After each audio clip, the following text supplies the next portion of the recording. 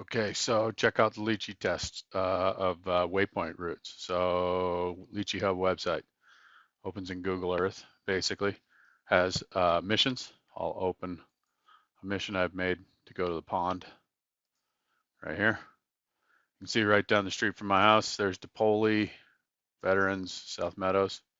There's that pond across the street, so it's easy to walk to from our house, which is like right there. So just ride the bike right over to the pond. Anyways, Litchi waypoint route setup. It starts with the drone over the pond, aimed back at the road. Does this kind of loop around with a focus, a point of interest on the ground at that point, and the camera constantly interpolates.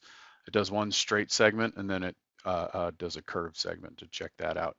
And then it flies parallel to the road, looking back at the road the entire way. It stops using point of interest for the gimbal and camera direction at number 4, and from 5, 6, 7 coming on up here all the way through, it uses the heading of the how you can adjust the waypoints, and I can rotate the heading. I don't know if I can. No, I can't move it over, but you can notice as I move the slider, the heading of the aircraft changes, so I can keep it set between them, and then just tell it to interpolate in between each one, so it only changes gradually the amount between that one and that one and that one and that one. So, and then you can do all of the different waypoints. When it gets up to the end up here at waypoint 10, there's a second point of interest at the edge of this spillway, concrete spillway for the pond. And so there's a new point of interest, and now the drone flies in a big loop that increases in altitude from 12 to 20 to 30 to 40 to back to 30, 20 to 12 again, back all around. So it does this kind of out and looking down point of interest around the person at the end. And then it comes back, this time closer to the road. I wanted to see how easily that would be to control speed along as it comes back along the road. So now we're gonna have somebody, I'm gonna have Kari ride the bike down the road. And so I'll be getting her on one side farther away and then a second side closer up, and we'll see how it works. At this point, it goes behind and now follows the road. And again, it's only on headings. So if I toggle through the waypoints and get up to here, it's still just on this heading, directed by the heading. So the camera,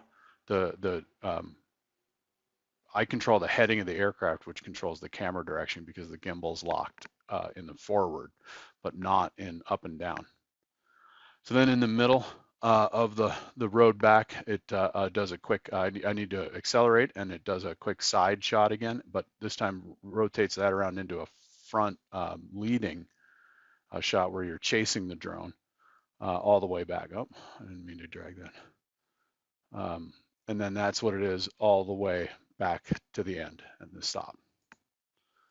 So out and around the spillway and back with complete control of the camera direction the entire time. So we'll see how it goes. And then one of the tricks to it is that when you set up your mission, I forget where it is in here. The settings right here.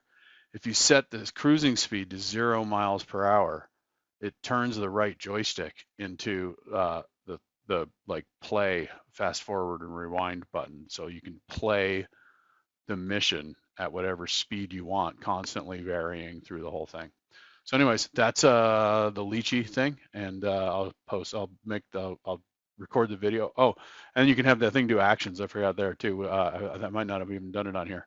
So when I get to the first position, I want to add an action and say I want to start recording. And then when I get to the last one, well, not point of interest. Point of interest 2, no, that's not it either. I'll go back here. Just select 27. The last one I'm going to add and say stop recording. And now this automatically syncs with my tablet because my tablet has the Litchi app on it, and it is signed in and is on the Wi-Fi. So The tablet is now updated with it, and I can go fly the mission. Pretty cool.